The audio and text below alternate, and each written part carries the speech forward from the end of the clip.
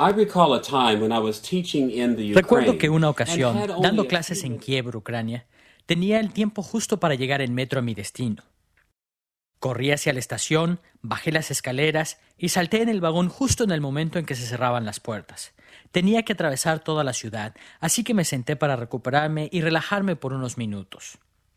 Pasado un rato, me di cuenta de repente de que había tomado el metro en la dirección equivocada. Como era de esperarse, la siguiente estación estaba a varios kilómetros, así que me tardé todo el tiempo del mundo para llegar allá. Para cuando llegué y pude cambiar de rumbo, era claro que iba a llegar muy tarde. Recuerdo que me dije, bueno, esto no es lo que yo esperaba, pero al menos ya voy en la dirección correcta. Supongo que así pasa en muchas áreas de la vida. Nuestras situaciones nunca son perfectas y en muchas ocasiones ni siquiera están cerca de serlo. A donde quiera que vamos enfrentamos muchos problemas y desafíos. No obstante, todos sabemos que es mejor al menos ir en el rumbo correcto y no por el camino equivocado. Hemos titulado esta lección La dirección correcta, y en ella vamos a explorar el libro de Génesis del capítulo 6, versículo 9 al capítulo 11, versículo 9. Allí descubriremos el rumbo a seguir que Dios estableció para su pueblo después del gran diluvio en los días de Noé. Como veremos, en estos últimos capítulos de la historia primigenia, Moisés señaló muy claramente el rumbo que el pueblo debía seguir. Quizá no era todo lo que ellos querían, pero dicho rumbo fue señalado por Dios para llevarlos hacia grandes bendiciones. Asimismo, esta porción de la historia primigenia es muy importante también para los seguidores de Cristo, pues nosotros también debemos seguir este rumbo. Nuestro estudio de Génesis capítulo 6, versículo 9 al capítulo 11, versículo 9 se dividirá en tres partes. Primero, examinaremos la estructura literaria de estos capítulos. Segundo, exploraremos su significado original, discerniendo el por qué Moisés escribió este material para Israel. Y tercero, recurriremos al Nuevo Testamento como guía para aplicar estos capítulos a nuestras vidas. Comenzaremos nuestro estudio acerca del rumbo correcto explorando la estructura literaria de estos capítulos. El pasaje de Génesis capítulo 6, versículo 9 al capítulo 11, versículo 9 cubre un periodo prolongado de la historia primigenia, la cual puede ser bosquejada de diferentes maneras. Para nuestros propósitos, hemos dividido estos capítulos en dos grandes secciones. La primera sección abarca del capítulo 6, versículo 9 al capítulo 9, versículo 17, y la hemos titulado Rescate por medio del diluvio. En esta porción de Génesis, Moisés describió el diluvio acontecido en los días de Noé. La segunda sección de este material abarca del capítulo 9, versículo 18 al capítulo 11, versículo 9 de Génesis. Hemos titulado esta sección El Nuevo Orden, y en ella se describen algunos eventos cruciales acontecidos inmediatamente después del diluvio, los cuales establecieron patrones que habrían de caracterizar al mundo después. A fin de poder entender mejor el patrón literario de estos capítulos, revisaremos estas dos grandes secciones. Comencemos examinando la estructura del relato que Moisés escribió acerca del diluvio acontecido en los días de Noé. En los últimos años, muchos intérpretes han notado que la historia del diluvio presenta un patrón literario relativamente claro. Aunque es posible describir este patrón de diferentes formas, en este estudio mostraremos cómo es que estos capítulos conforman un drama simétrico compuesto de 5 etapas. La primera etapa de esta narrativa aparece en Génesis capítulo 6, versículo 9 al 22, y la llamaremos Pacto Inicial de Dios con Noé. En esta porción de la narrativa, Moisés resaltó el hecho de que Noé era un hombre justo en un mundo que se había corrompido. Dios habló a Noé y le reveló por qué planeaba destruir a la raza humana. En Génesis capítulo 6, versículo 13, leemos lo siguiente. Dijo pues Dios a Noé, he decidido el fin de todo ser, porque la tierra está llena de violencia a causa de ellos, y he aquí que yo los destruiré con la tierra. No obstante, en esta primera etapa de la narrativa, también se nos dice que Dios planeaba un nuevo comienzo para la humanidad mediante el rescate de un hombre con su familia, Noé el justo. A fin de darle certeza a Noé del propósito que tenía para él, Dios hizo un pacto inicial con Noé. En Génesis capítulo 6, versículos 17 y 18, leemos lo que dijo Dios a Noé. Todo lo que hay en la tierra morirá, mas estableceré mi pacto contigo, y entrarás en el arca tú, tus hijos, tu mujer y las mujeres de tus hijos contigo. Al principio de la narrativa del diluvio, Dios hizo un voto, un juramento pactual de rescatar a Noé y a su familia del diluvio que se avecinaba. Este pacto garantizaba el rescate de Noé y lo establecía como la cabeza de una nueva humanidad después del diluvio. Ahora que hemos visto cómo comienza la historia del diluvio, enfocándose en el pacto inicial con Noé, vayamos a la última etapa de la historia que establece el balance con la primera, es decir, del capítulo 8, versículo 20 al capítulo 9, versículo 17. Llamaremos a esta etapa Pacto Perenne de Dios con Noé. Como lo sugiere este título, en este pasaje Dios habló de nuevo a Noé después del diluvio e hizo otro pacto con él.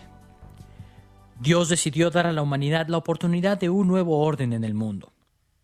Como leemos en Génesis capítulo 8, versículo 22, mientras la tierra permanezca, no cesarán la sementera y la siega, el frío y el calor, el verano y el invierno, y el día y la noche. A fin de garantizar la certeza de este nuevo orden, Dios hizo un segundo pacto con Noé al final de la narrativa del diluvio en Génesis capítulo 9, versículos 11 al 15. Estableceré mi pacto con vosotros, y no exterminaré ya más toda carne con aguas de diluvio, ni habrá más diluvio para destruir la tierra. Mi arco he puesto en las nubes, el cual será por señal del pacto entre mí y la tierra. Y sucederá que cuando haga venir nubes sobre la tierra, se dejará ver entonces mi arco en las nubes, y me acordaré del pacto mío que hay entre mí y vosotros y todo ser viviente de toda carne. Vemos así que el relato del diluvio del Génesis concluye con la promesa pactual de que nunca jamás un diluvio volvería a destruir la tierra, y con el arco que Dios pone en las nubes como una señal que asegura que nunca se olvidará de su promesa. Esta promesa del pacto con la que cierra el relato resalta la gran importancia que Noé tuvo en la historia primigenia. Él fue el mediador de un pacto que se extendió a todas las generaciones futuras. Teniendo en mente cómo comienza y cómo concluye el relato, podemos ahora explorar las etapas intermedias de la narrativa del diluvio. La porción media del relato va del pacto inicial hasta el nuevo orden del pacto final, desenvolviéndose a lo largo de 3 etapas. La segunda etapa de esta narrativa, la cual se encuentra en el capítulo 7 de los versículos 1 al 16, la hemos titulado Noé escapa del diluvio. El contenido de este material es bastante claro y directo. Noé preparó el arca e introdujo en ella animales de cada especie. Las aguas del diluvio comenzaron a inundar el mundo, pero Noé, su familia y los animales que había juntado estaban a salvo en el interior del arca. La cuarta etapa de la historia del diluvio es el contrapunto dramático de la segunda etapa, pues describe la salida de Noé a tierra seca en Génesis capítulo 8, versículos 6 al 19. Cuando las aguas del diluvio comenzaron a descender, Noé esperaba ansiosamente que apareciera la tierra seca para poder dejar el arca. Después de esperar por un tiempo, apareció la tierra seca y Dios mandó a Noé que dejara el arca, así como anteriormente le había ordenado que entrara en ella. Podemos ahora examinar el momento dramático que funciona como epicentro o punto de cambio de esta narrativa. En Génesis, del capítulo 7, versículo 17, al capítulo 8, versículo 5, el cual hemos titulado Dios se acuerda de Noé. Estos versículos comienzan con una descripción del diluvio arrasando y destruyendo todo ser viviente sobre la tierra. Al final de esta etapa, el diluvio comenzaba a disminuir. El elemento central de esta sección es un enunciado simple pero profundo, el cual explica la razón por la cual Dios comenzó a calmar tan devastador diluvio. En Génesis capítulo 8, versículo 1, Moisés escribió que, en medio de la tormenta, se acordó Dios de Noé y de todos los animales y de todas las bestias que estaban con él en el arca, e hizo pasar Dios un viento sobre la tierra y disminuyeron las aguas. Por su gran misericordia, Dios no se olvidó del pacto que había hecho con Noé y con aquellos que estaban con él. Se acordó de los ocupantes del arca y actuó en su favor, contrarrestando el furioso diluvio. Este bosquejo resalta las preocupaciones primordiales del relato del diluvio. Moisés describió el diluvio como una historia de rescate. Ciertamente el juicio recayó sobre los impíos de la tierra, pero la principal preocupación de Moisés era mostrar que Dios había traído a la humanidad por medio de Noé a un nuevo mundo de grandiosas bendiciones. Ya que hemos revisado la primera de las dos grandes secciones en que se divide Génesis capítulo 6 versículo 9 al capítulo 9 versículo 17, vayamos a la segunda sección, que abarca de Génesis capítulo 9 versículo 18 al capítulo 11 versículo 9 y que hemos titulado El Nuevo Orden. El relato de Moisés del Nuevo Orden en los capítulos 9 al 11 se compone de dos unidades básicas. Por un lado, Génesis capítulo 9 versículo 18 al capítulo 10 versículo 32 se enfoca en los hijos de Noé. Por otro lado, Génesis 11 versículos 1 al 9 se ocupa de la derrota de la ciudad de Babel. Aunque a primera vista parecería que estos pasajes no están relacionados entre sí, vistos en conjunto nos proporcionan un modelo del nuevo orden en el mundo, pues presentan las características centrales de la historia de la humanidad a partir de ese momento. Veamos primero el relato de los hijos de Noé y la manera en que éste contribuye en presentar este retrato del nuevo orden en el mundo. El registro de Moisés acerca de los hijos de Noé en los capítulos 9 y 10 de Génesis se compone de un encabezado y dos grandes etapas. En el capítulo 9 versículos 18 y 19 encontramos un encabezado que indica que esta unidad trata primordialmente acerca de los tres hijos de Noé y de cómo fueron distribuidos sobre la faz de la tierra. De conformidad con este encabezado, el registro de Moisés acerca de los hijos de Noé se divide en dos grandes etapas. En primer lugar, en el capítulo 9 de los versículos 20 al 29, la historia establece algunas distinciones entre los hijos. En segundo lugar, en el capítulo 10 de los versículos 1 al 32, se describe la distribución de los hijos de Noé y sus descendientes. Veamos ahora cada una de estas secciones por separado. En el capítulo 9, versículos 20 al 29, se encuentra ese pasaje bien conocido que habla sobre la maldición de Canaán, el hijo de Cam. Escuchemos lo que escribió Moisés en Génesis capítulo 9, versículos 24 al 27. Y despertó Noé de su embriaguez, y supo lo que había hecho su hijo más joven, y dijo, maldito sea Canaán. Dijo más, bendito por Jehová, mi Dios, sea Sem, engrandezca Dios a Jafet. Dicho en términos simples, esta narrativa presenta los eventos que llevaron a establecer diferencias más marcadas entre los descendientes de Noé. Noé maldijo a Canaán, el hijo de Cam. Canaán sería el más miserable de los esclavos de sus hermanos. No obstante, Noé también pronunció bendiciones sobre sus otros hijos, Sem y Jafet, por haberlo tratado respetuosamente. Moisés incluyó esta historia en su descripción del nuevo orden posterior al diluvio, debido a que toda la raza humana desciende de los tres hijos de Noé. Las distinciones hechas aquí definirían las dinámicas de las relaciones humanas que se han observado a partir de entonces en la historia bíblica.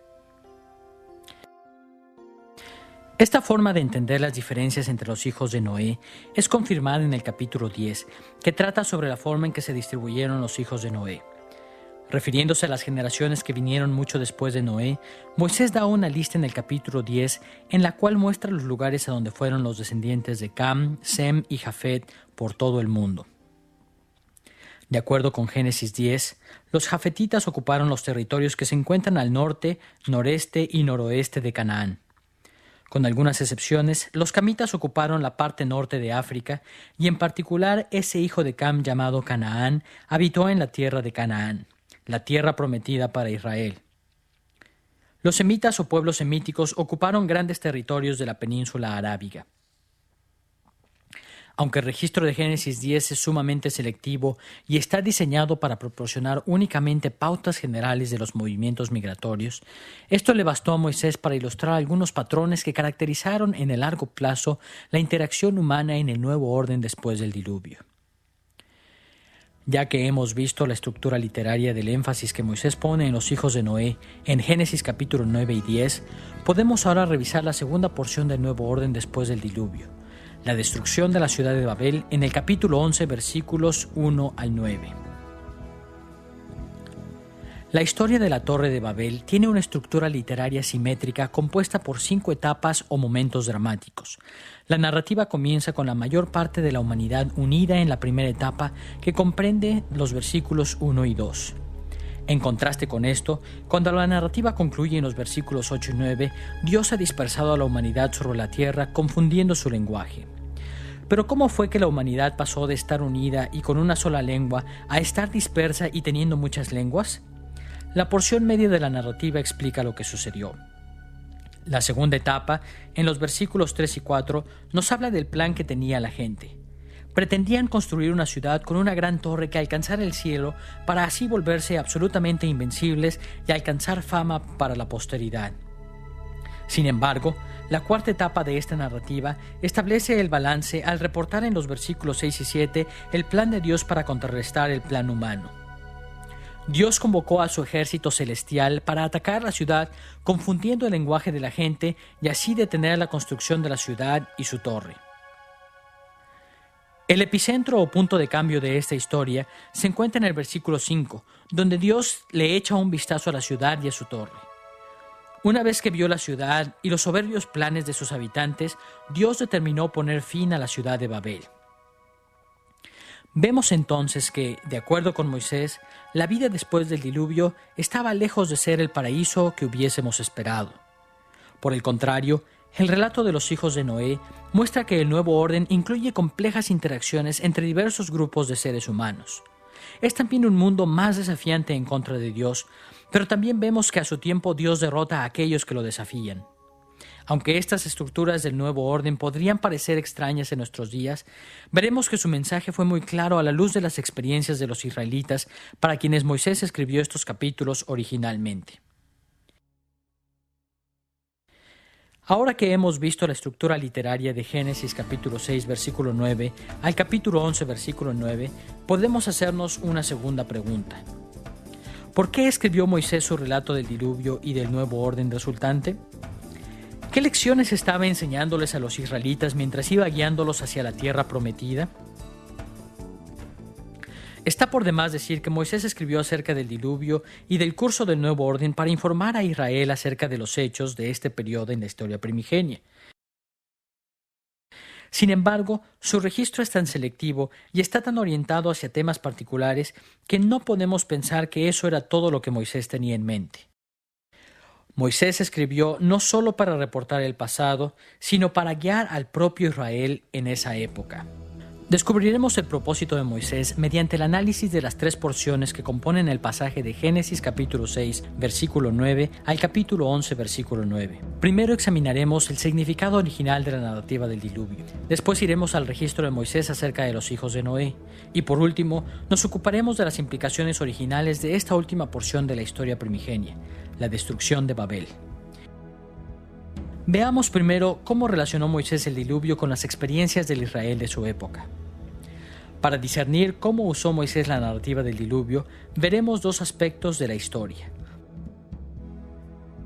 En primer lugar, las conexiones que estableció entre el diluvio y el éxodo, y en segundo lugar, las implicaciones de estas conexiones para Israel. Moisés estableció conexiones entre el diluvio y su tiempo, presentando a Noé en forma tal que resaltaba los aspectos en que sus vidas y ministerios eran semejantes.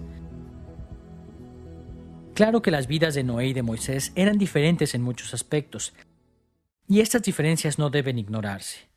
Sin embargo, también es evidente que Moisés presentó a propósito a Noé en forma tal que los lectores israelitas pudieran ver a Noé como un precursor de Moisés. Existen por lo menos 8 conexiones significativas entre Noé y Moisés. En primer lugar, Moisés señaló una conexión entre Noé y él mismo en relación con la violencia. Recordemos que de acuerdo con Génesis capítulo 6 versículo 13, el diluvio vino porque el mundo estaba lleno de violencia. Éxodo capítulos 1 y 2 nos dejan muy claro que los egipcios habían afligido con mucha violencia al pueblo de Israel antes del llamamiento de Moisés. Moisés rescató a Israel de manos de Egipto como respuesta a la violencia infligida en contra de su pueblo. De manera que la obra de ambos, tanto de Noé como de Moisés, fue rescatar de violencia al pueblo de Dios. Una segunda asociación aparece en el uso que Moisés hace del término arca. La palabra hebrea para referirse al arca de Noé a lo largo de Génesis capítulos 6 al 9 es tevah. Curiosamente, el único otro lugar en donde Moisés utiliza el término tevah es Éxodo capítulo 2 versículos 3 y 5. Allí se refiere a la canasta en donde su madre lo puso como en un arca o tevah. Aunque el arca de Noé era enorme en comparación con el arca de Moisés, que era muy pequeña, Moisés enfatizó el hecho de que tanto él como Noé habían sido rescatados de las aguas de la muerte por medio de un arca o tevá. En tercer lugar, la importancia de los pactos divinos también establece a Noé como precursor de Moisés. Como hemos visto, de acuerdo con Génesis capítulo 6, versículo 18 y capítulo 9, versículos 11 al 17, Dios hizo un pacto con Noé como representante de toda la raza humana. Y por supuesto que sabemos que una de las funciones primordiales de Moisés en favor de Israel fue mediar un pacto divino. Como lo ilustra magníficamente Éxodo capítulos 19 al 24, Moisés fue escogido para encabezar a Israel en la celebración de un pacto especial con Jehová al llegar al monte Sinaí. El papel central que ocupa el juicio por medio de las aguas establece una cuarta conexión entre estos dos hombres. En Génesis capítulos 6 al 9, Dios liberó a Noé y a su familia, manteniéndolos a salvo de un diluvio que eliminó de la tierra a los perversos. De manera muy similar, de acuerdo con Éxodo capítulos 13 al 15, Moisés sacó a Israel de Egipto cruzando por en medio del Mar Rojo, cuyas aguas, en cambio, destruyeron al ejército de sus opresores egipcios. En quinto lugar, Dios hizo soplar viento para mover las aguas tanto en los días de Noé como en los de Moisés. Como hemos leído, de acuerdo con Génesis capítulo 8, versículo 1, Dios envió un viento para hacer disminuir las aguas del diluvio. De manera similar, de acuerdo con Éxodo capítulo 14, versículo 21, con respecto al Mar Rojo, hizo Jehová que el mar se retirase por recio viento oriental. Una sexta conexión aparece en el énfasis puesto en los animales. Como nos dice Génesis capítulo 6, versículo 19, Dios mandó a Noé llevar consigo animales en el arca. Curiosamente, por lo menos en otras 4 ocasiones, el libro de Éxodo menciona los muchos animales que salieron de Egipto con los israelitas. Así como en los días de Noé Dios ordenó traer animales al Nuevo Mundo, también en los días de Moisés ordenó traer animales a la tierra prometida. Séptimo, la expresión «se acordó Jehová» también relaciona a Noé con Moisés. Como vimos en Génesis capítulo 8, versículo 1, cuando las aguas azotaban furiosas en los días de Noé, Dios actuó en favor de Noé porque se acordó de él. Dios había hecho un pacto con Noé de que habría de sacarlo a salvo del diluvio, y Dios se acordó de dicho pacto. De la misma manera, Dios aclaró a Moisés que rescataría a Israel de Egipto porque se acordó de su pacto. Escuchemos lo que dijo Dios a Moisés en Éxodo capítulo 6, versículo 5. Asimismo yo he oído el gemido de los hijos de Israel, a quienes hacen servir los egipcios, y me he acordado de mi pacto.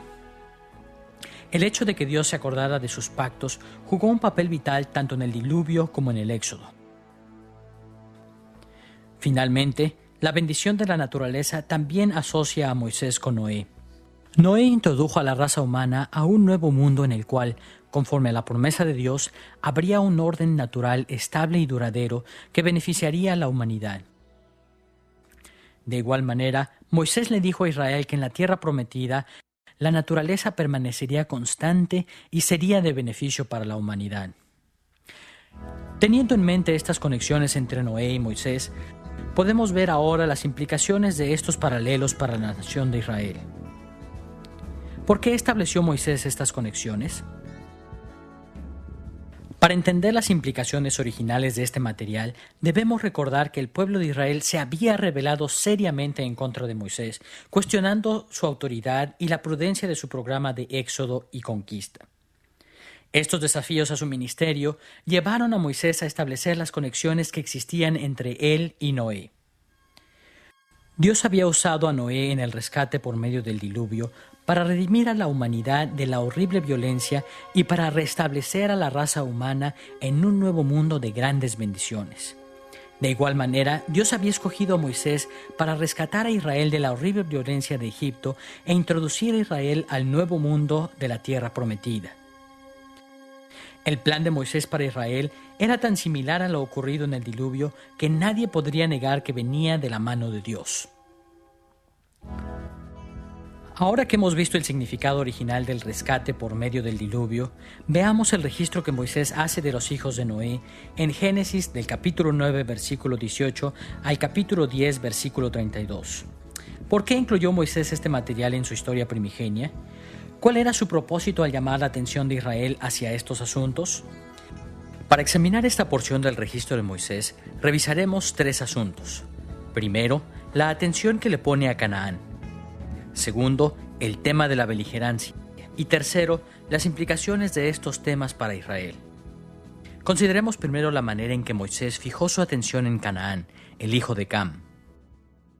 Recordemos que al despertar de su embriaguez, Noé se dio cuenta de que Cam lo había deshonrado y de que Sem y Jafet lo habían honrado. Ahora bien, parecería razonable que Noé se hubiera enojado con Cam y lo hubiera maldecido, así como que hubiera bendecido a sus otros hijos. Pero no fue eso lo que sucedió. Escuchemos todo lo que Noé dijo en Génesis capítulo 9, versículos 25 al 27.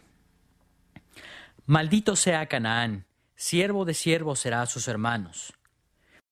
Dijo más, bendito por Jehová mi Dios sea Sem, y sea Canaán su siervo. Engrandezca Dios a Jafet, y habite en las tiendas de Sem, y sea Canaán su siervo. Como vemos en este pasaje, Sem y Jafet recibieron recompensas apropiadas por su rectitud, pero Cam ni siquiera es mencionado aquí. En lugar de ello, fue Canaán, el hijo de Cam, el que recibió la maldición de Noé.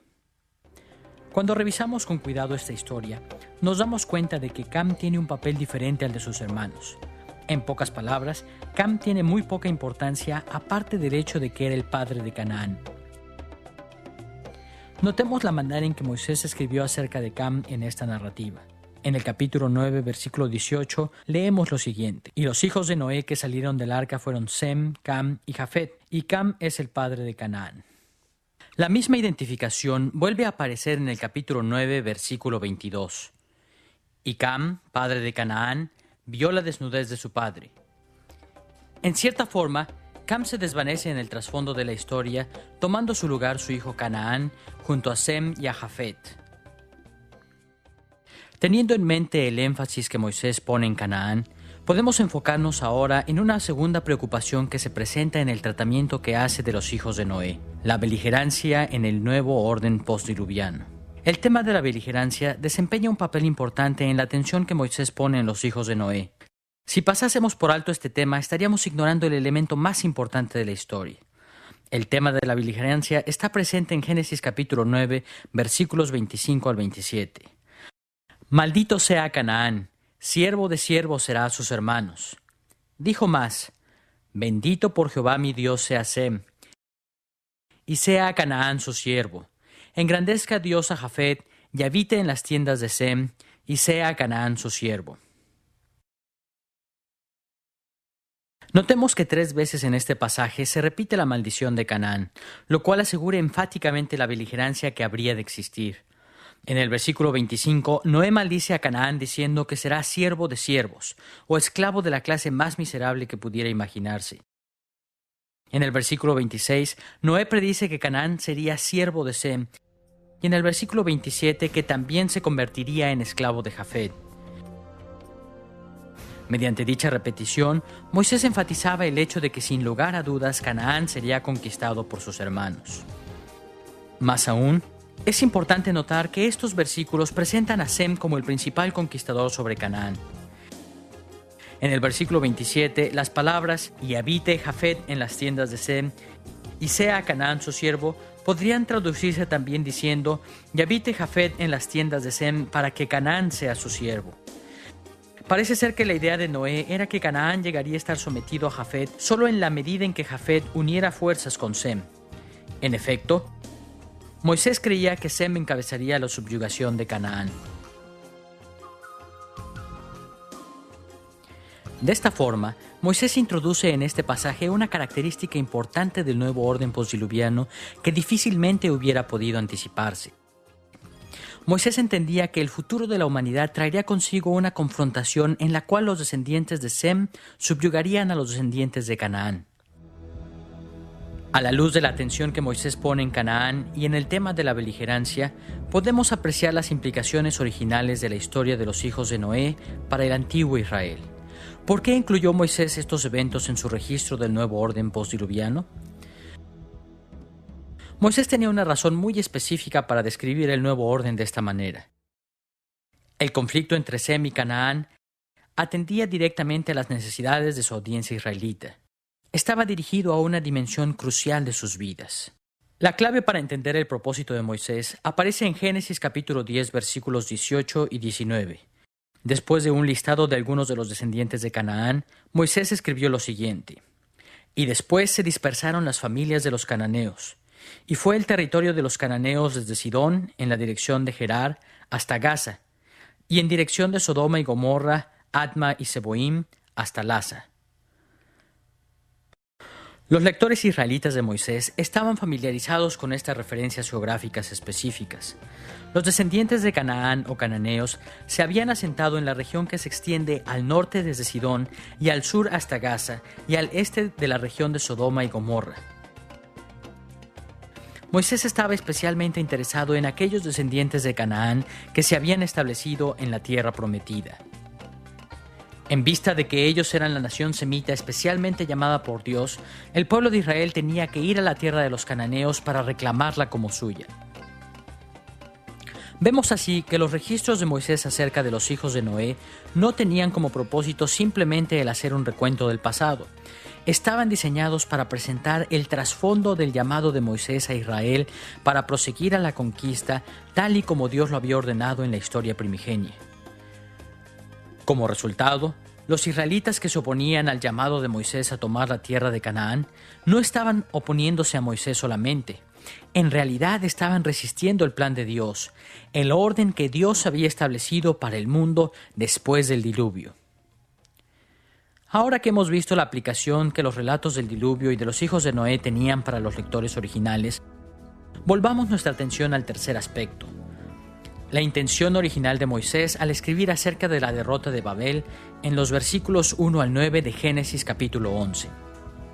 Para entender la manera en que Moisés quería que los israelitas aplicaran a sus vidas la historia de la destrucción de Babel, veremos tres aspectos de este pasaje.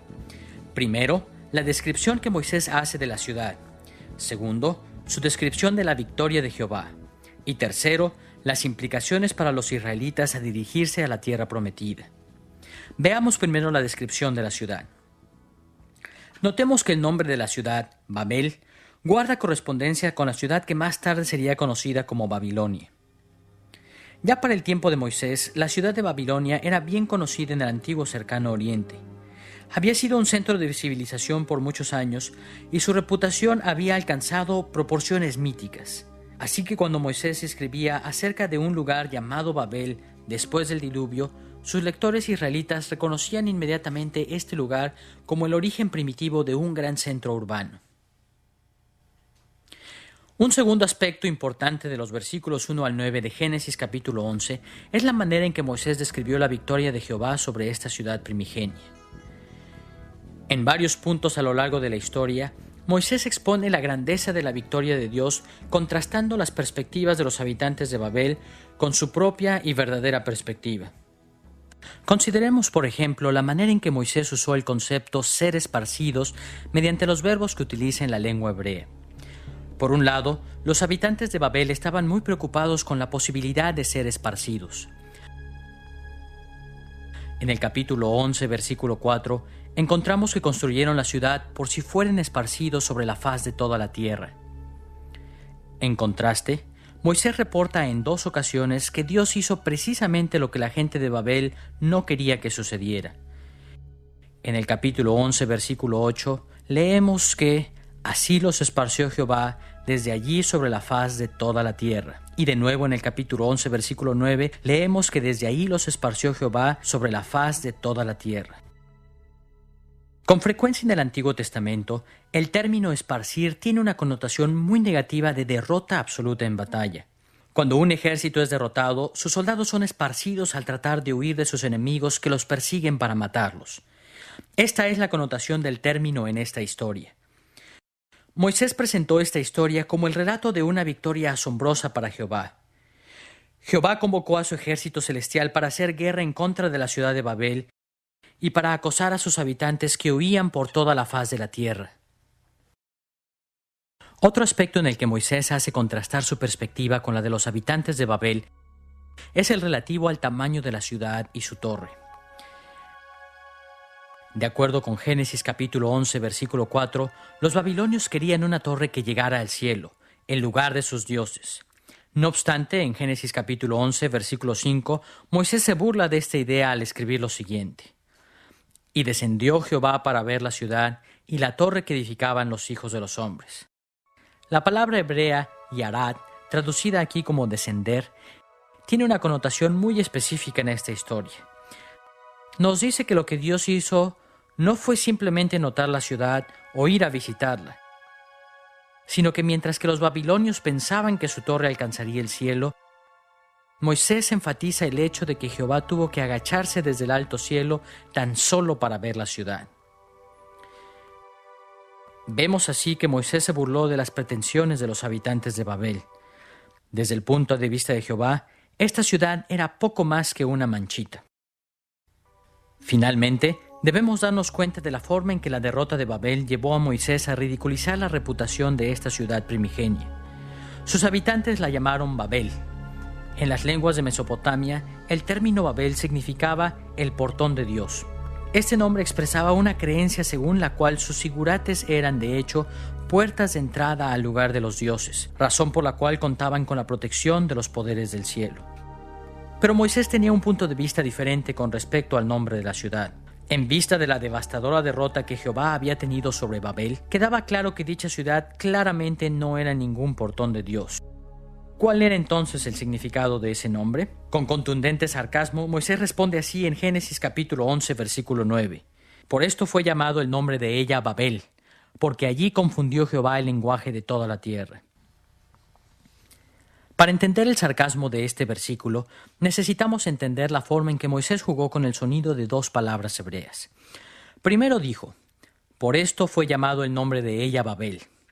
La palabra hebrea para Babel es simplemente Babel, es decir, una versión hebrea de la forma en que llamaban a ese lugar los mesopotamios. Sin embargo, Moisés explica luego que la ciudad tenía ese nombre porque allí confundió Jehová el lenguaje humano.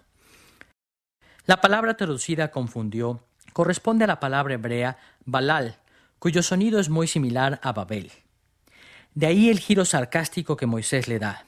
Así humilló a la antigua ciudad diciendo que la verdadera razón por la que fue llamada Babel era porque Balal o confusión se llevó a cabo allí. Así que, desde el punto de vista de Moisés, el nombre Babel era apropiado para ese lugar no porque fuera la puerta de entrada a Dios, sino porque fue un lugar no solo de confusión, sino de confusión para todo el mundo. De esta manera tan sarcástica, Moisés revertía la reputación de asombro de la que gozaba Babilonia en sus días. Seguramente los israelitas se reían con gusto mientras Moisés les contaba cómo Jehová su Dios había vencido y se había burlado de la ciudad más formidable de la historia primigenia. Teniendo en mente la descripción de la ciudad y de la victoria de Jehová, podemos ver ahora las implicaciones de esta historia para el pueblo de Israel al dirigirse a la tierra prometida. Como sabemos, en Cades Barnea, Moisés envió espías a la tierra de Canaán, los cuales volvieron con malas noticias. Dijeron que Israel no podría conquistar la tierra de Canaán, pues dicho enemigo era demasiado formidable para ellos. Como resultado, los israelitas abandonaron la conquista y pasaron los siguientes 40 años vagando por el desierto. No fue sino hasta que la siguiente generación llegó a la edad adulta que Moisés comenzó a dirigir a Israel de nuevo hacia Canaán. El registro de la derrota de la ciudad primigenia de Babel se vuelve más significativo aún cuando lo vemos a la luz de lo que los espías reportaron acerca de las ciudades de Canaán, según lo leemos en Deuteronomio capítulo 1, versículo 28. Este pueblo es mayor y más alto que nosotros, las ciudades grandes y amuralladas hasta el cielo. Lamentablemente, en la mayoría de las traducciones modernas no puede apreciarse tan claramente la conexión entre esta descripción de las ciudades cananeas y la Torre de Babel. La palabra que utilizaron los espías al decir que las ciudades estaban amuralladas hasta el cielo es la palabra hebrea shamayim, que frecuentemente se traduce como cielo. Este es, de hecho, el mismo término utilizado con respecto a Babel, cuando en Génesis capítulo 11, versículo 4, dice que querían construir una torre cuya cúspide llegue al cielo. La idea en ambos casos es que las ciudades serían invencibles porque habrían alcanzado las alturas del cielo. Es así como Moisés establece la conexión entre la ciudad primigenia de Babel y las ciudades de Canaán. Dichos israelitas pensaban que las murallas de las ciudades de Canaán alcanzaban el cielo, así como los constructores de la Torre de Babel pensaban que sus zigurates alcanzarían el cielo. Es así como Moisés establece la conexión entre la ciudad primigenia de Babel y las ciudades de Canaán. Dichos israelitas pensaban que las murallas de las ciudades de Canaán alcanzaban el cielo, así como los constructores de la Torre de Babel pensaban que su zigurat alcanzaría el cielo. Esta conexión entre la ciudad de Babel y las ciudades de Canaán nos deja muy claro cuál era el propósito de Moisés. En términos simples, aunque pareciera que las ciudades cananeas que enfrentaba Israel habían alcanzado el cielo, en realidad no representaban ninguna amenaza para el poder de Jehová. Tal y como Dios había rescatado a la raza humana y había traído un nuevo orden por medio del diluvio, así también Dios había rescatado a Israel de manos de Egipto. Tal y como Dios había ordenado la beligerancia entre Sem y Canaán, así también Moisés estaba dirigiendo a Israel hacia la tierra de los cananeos. Tal y como Dios destruyó la gran ciudad de Babel, así también pronto daría la victoria a Israel sobre las ciudades de Canaán. A partir de estos capítulos de la historia primigenia, el pueblo de Israel debía entender que seguir a Moisés hacia la tierra prometida significaba tomar el rumbo correcto. Hasta ahora hemos visto la estructura literaria y el significado original del registro de Moisés en Génesis capítulo 6, versículo 9 al capítulo 11, versículo 9. Ahora sí estamos listos para hacernos una tercera pregunta. ¿Cuáles son algunas de las formas en que debemos aplicar este material a nuestras vidas hoy en día? Como usualmente lo hacemos, nuestro acercamiento al tema de las aplicaciones para nuestros días seguirá la descripción que el Nuevo Testamento hace de las 3 etapas del reino de Cristo. Veremos en primer lugar cómo es que tanto el rescate por medio del diluvio como el nuevo orden resultante se aplican a la inauguración del reino en la primera venida de Cristo. Después volveremos nuestra atención a la relevancia de estos para la continuación del reino a lo largo de la historia de la Iglesia. Y por último, examinaremos cómo es que el Nuevo Testamento aplica esta porción de la historia primigenia a la consumación del reino cuando Cristo regrese en gloria. En la medida en que vayamos acercándonos a los últimos capítulos de la historia primigenia, descubriremos que el Nuevo Testamento toma el propósito original de Moisés para Israel y lo extiende a las 3 etapas del reino de Cristo, es decir, su obra en el pasado, en el presente y en el futuro. Veamos primero cómo es que el Nuevo Testamento ve estos temas a la luz de la primera venida de Cristo. La manera en que Cristo consumó tan grande salvación en favor de su pueblo en la inauguración del reino alude a los temas enfatizados por Moisés en Génesis del capítulo 6, versículo 9 al capítulo 11, versículo 9. Podemos ver estas alusiones en por lo menos 2 ámbitos: el pacto mediado por Cristo y la victoria consumada también por Él. Por un lado, Cristo trajo libertad a su pueblo por medio de un pacto que los rescató del juicio de Dios. Como hemos visto, Noé jugó un papel especial como mediador de un pacto, y Moisés aprovechó esto para explicar su propio ministerio a Israel. De igual modo, el Nuevo Testamento nos enseña que Cristo es nuestro libertador en virtud de haber mediado un nuevo pacto cuando vino a esta tierra. A menudo los cristianos nos olvidamos del hecho de que cuando Cristo vino a esta tierra, el pueblo de Dios estaba bajo el juicio divino. Por cuanto Israel había violado tan flagrantemente los pactos del Antiguo Testamento, en el año 586 a.C., los babilonios destruyeron Jerusalén y el pueblo de Israel nunca se recuperó del todo de la dominación extranjera. Pero el profeta Jeremías predijo que Dios redimiría a un pueblo del fuego del exilio, estableciendo un nuevo pacto en el futuro. En Jeremías capítulo 31, versículo 31, el profeta anunció: «He aquí vienen días, dice Jehová, en los cuales haré un nuevo pacto con la casa de Israel y con la casa de Judá». Como la mayoría de los cristianos sabemos, el Nuevo Testamento enseña que Jesús vino a esta tierra como mediador de este nuevo pacto. El Señor Jesús aceptó para sí mismo esta función cuando en la última cena dijo a sus discípulos las siguientes palabras que encontramos en Lucas capítulo 22, versículo 20. Esta copa es el nuevo pacto en mi sangre que por vosotros se derrama. Vemos entonces que así como por medio de Noé vino el rescate del juicio divino, siendo mediador de un pacto divino, también en la inauguración del reino, Jesús rescató del juicio divino a aquellos que confían en Él, siendo el mediador del nuevo pacto por medio de su sangre vertida en la cruz. Además de traer un nuevo pacto, el ministerio terrenal del Señor Jesús dio cumplimiento al tema de la victoria en Guerra Santa. Moisés tocó el tema de la Guerra Santa como una parte del nuevo orden postdiluviano. Afirmó que el nuevo orden del mundo requería que Israel avanzara hacia la conquista de Canaán y les aseguró que tendrían una gran victoria. Ahora comparemos esto con la manera en que Pablo describió la victoria de Cristo en la inauguración del reino en Colosenses capítulo 2, versículo 15.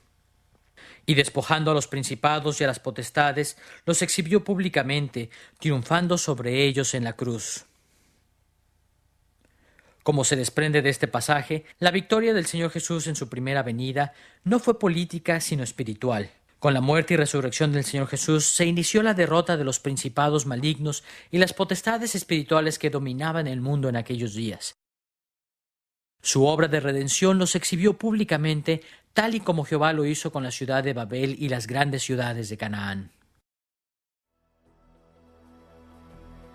En este sentido, no solo nos rescató mediante su nuevo pacto, sino que por medio de su muerte y resurrección, el Señor Jesús obtuvo también la victoria sobre las fuerzas espirituales de las tinieblas. Los seguidores de Cristo ven su ministerio terrenal como el principio de la victoria final prometida mucho tiempo atrás en el libro de Génesis.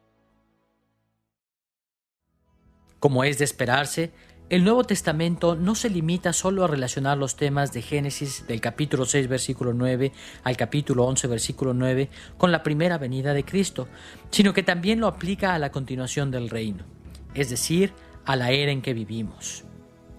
El Nuevo Testamento describe el periodo de tiempo entre la primera y la segunda venida de Cristo, por lo menos en dos formas relacionadas con los últimos capítulos de la historia primigenia de Moisés. Lo anterior se relaciona directamente con la importancia del bautismo y el conflicto espiritual en la vida cristiana.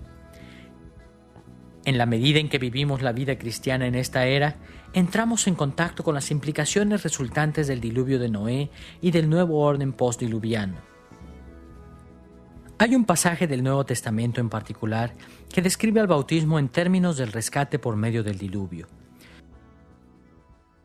Veamos lo que escribió el apóstol Pedro en 1 de Pedro capítulo 3, versículos 20 al 22. Cuando una vez esperaba la paciencia de Dios en los días de Noé, mientras se preparaba el arca, en la cual pocas personas, es decir, 8, fueron salvadas del agua. El bautismo que corresponde a esto ahora nos salva, no quitando las inmundicias de la carne, sino como la aspiración de una buena conciencia a Dios por la resurrección de Jesucristo, quien habiendo subido al cielo está a la diestra de Dios, y a él están sujetos ángeles, autoridades y potestades. En este extraordinario pasaje, Pedro estableció una conexión directa entre el diluvio y la experiencia personal de salvación de cada creyente durante la continuación del reino. Pedro resalta el hecho de que Noé y su familia fueron salvados por agua. Su rescate por agua abrió el camino a la humanidad para entrar a un nuevo mundo de bendiciones. Pero notemos también que Pedro estableció una relación específica entre el agua del diluvio y la vida cristiana, centrando su atención en el bautismo. Es decir, que el agua en los días de Noé prefiguraba o apuntaba hacia el agua del bautismo cristiano. Como lo vimos en esta lección, el agua limpió al mundo de la horrenda corrupción que prevalecía en los días de Noé y abrió el camino para un nuevo comienzo, así como el paso de Moisés a través del Mar Rojo removió la tiranía de Egipto y trajo un nuevo comienzo para la nación de Israel. De igual manera, el agua del bautismo limpia a los creyentes de sus pecados y les concede un nuevo comienzo de vida eterna en Cristo. No obstante, Debemos poner mucha atención en el hecho de que Primera de Pedro capítulo 3 versículo 21 afirma que el bautismo salva solamente en el sentido de que es la entrega comprometida de una buena conciencia hacia Dios. En otras palabras, el mero lavamiento con agua durante el bautismo no salva a nadie. Por el contrario, el bautismo simboliza la salvación solo en la medida en que sea la entrega comprometida de un corazón perdonado y limpiado del pecado mediante la fe en Cristo. Así es como el Nuevo Testamento aplica el mensaje del rescate por medio del diluvio al periodo de la continuación del reino, afirmando que cada vez que mediante la fe salvífica un individuo se entrega a Cristo, éste atraviesa por las aguas del lavamiento del bautismo para entrar a una vida nueva, así como Noé fue llevado por las aguas del diluvio a un nuevo mundo. Pero también hemos visto que la historia primigenia de Moisés indicaba que el agua del diluvio había puesto a la humanidad en un estado de guerra santa. Originalmente Moisés llamó la atención a este hecho para alentar a Israel a conformarse a este nuevo orden, avanzando hacia la conquista de Canaán. De manera similar, el Nuevo Testamento aplica esta enseñanza a la continuación del reino al describir el conflicto espiritual que todo creyente enfrenta. Escuchemos los términos en que Pablo plantea esto en Efesios capítulo 6, versículos 11 y 12. Vestíos de toda la armadura de Dios para que podáis estar firmes contra las acechanzas del diablo. Porque no tenemos lucha contra sangre y carne, sino contra principados, contra potestades, contra los gobernadores de las tinieblas de este siglo, contra huestes espirituales de maldad en las regiones celestes. Este y muchos otros pasajes del Nuevo Testamento enseñan claramente que los cristianos hoy en día estamos en guerra contra el mal. Lamentablemente, muchos cristianos hoy en día evaden esta dimensión en su vida espiritual, tal y como los israelitas que seguían a Moisés evadieron el llamado a la conquista de Canaán. Pero la perspectiva del Nuevo Testamento es clara. Debemos incorporarnos a la batalla espiritual. En Efesios capítulo 6, versículo 13, Pablo lo pone en estos términos. Por tanto, tomad toda la armadura de Dios para que podáis resistir en el día malo, y habiendo acabado todo, estar firmes. Si nos ponemos la armadura de Dios, seremos victoriosos en nuestra guerra espiritual.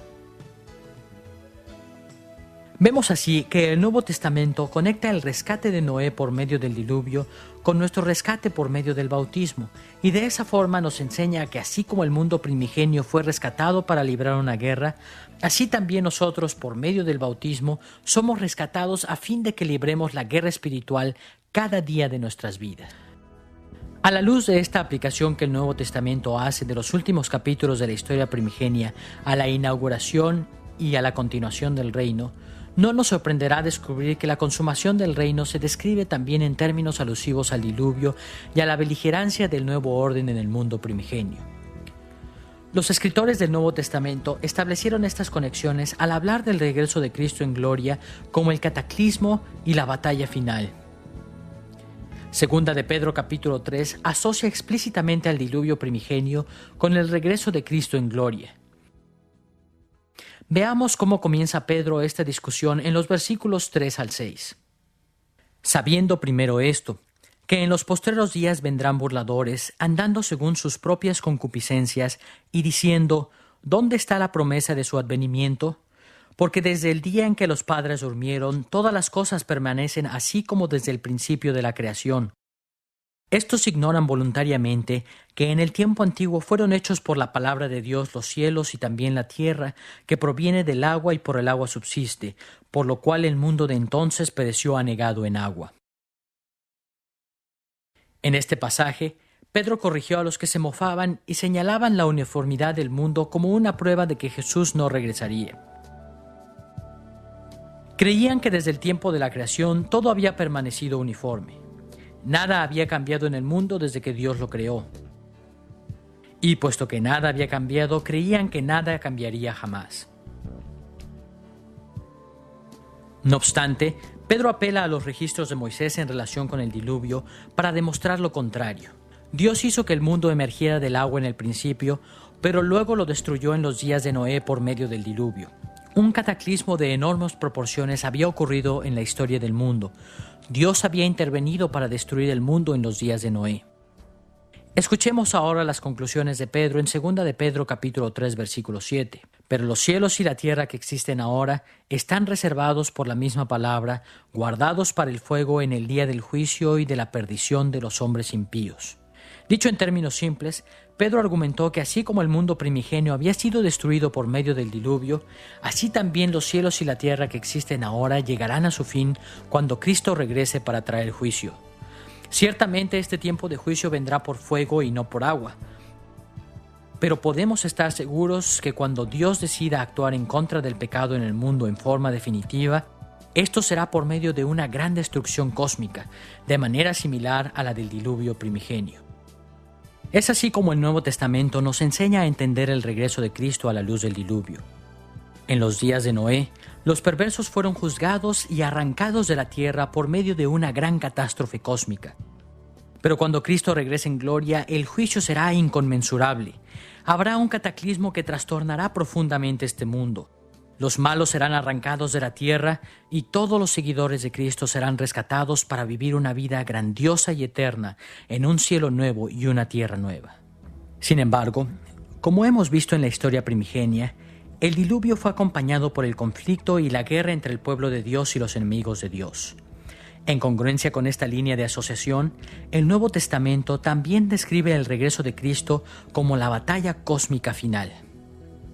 Escuchemos la manera en que el apóstol Juan escribió acerca del regreso de Cristo en Apocalipsis capítulo 19, versículos 11 al 16.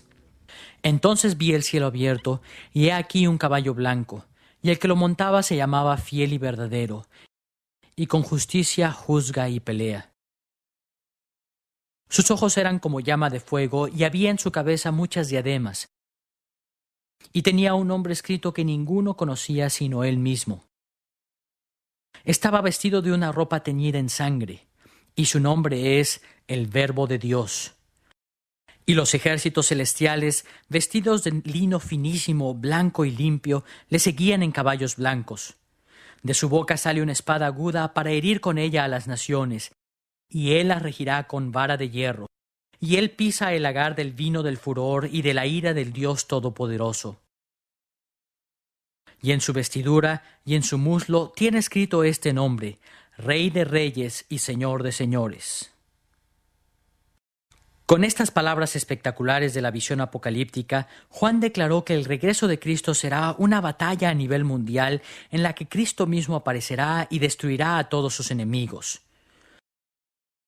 La gloria de la victoria eterna será de aquellos que hubieren confiado en Cristo para salvación, pero juicio y destrucción caerán sobre aquellos que lo han rechazado. Vemos así que el Nuevo Testamento presenta la consumación del reino de Cristo como el cumplimiento definitivo de la guerra de Dios contra el mal. Dios está resuelto a establecer su reino en contra de todos sus adversarios. Cuando Cristo regrese en gloria, este propósito divino será consumado plenamente. Los perversos serán destruidos y el pueblo de Dios en Cristo gozará de victoria eterna y paz en el cielo nuevo y en la tierra nueva. En esta lección hemos revisado Génesis capítulo 6 versículo 9 al capítulo 11 versículo 9. En este pasaje de la Escritura, Moisés señala la dirección correcta para el pueblo de Israel al dirigirlos rumbo a la tierra prometida. Hemos visto la estructura literaria de estos capítulos y cómo los diseñó Moisés para animar a Israel a avanzar con seguridad hacia la conquista de Canaán. También hemos visto la manera en que el Nuevo Testamento aplica estos temas a las 3 etapas del reino de Cristo. Al enfrentar las luchas y los retos que entraña el vivir para Cristo en este mundo caído, debemos tomar muy a pecho el mensaje que Moisés dio al pueblo de Israel hace tanto tiempo. En Cristo, Dios nos ha rescatado de la tiranía del pecado, tal y como rescató al mundo primigenio por medio de Noé. Pero también nos ha puesto en una senda que requiere un periodo de conflicto y lucha, en tanto que esperamos el día en que Cristo traerá la victoria definitiva para su pueblo. Entretanto, sabemos que el mundo en el que vivimos todavía no es perfecto, pero podemos estar seguros de que seguir a Cristo en su batalla espiritual por el mundo significa seguir la dirección correcta.